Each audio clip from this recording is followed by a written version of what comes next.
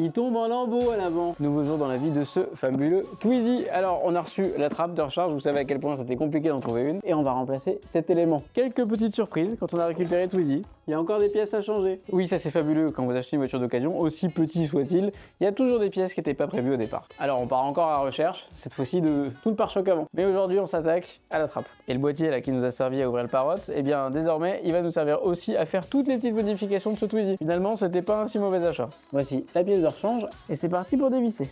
Comme toujours, il y a 3 qui vont bien et la dernière vis, c'est toujours plus long. Première étape de fait, on a enlevé le... Visiblement rien n'est cassé ici. Vous voyez, c'est tout simplement la trappe de recharge qui est un motif de contre-visite car ça ne venait pas couvrir le câble. Une saloperie à ranger, c'est peu de le dire. Bon, maintenant on est reparti pour l'effet inverse. 4 vis à poser, voilà.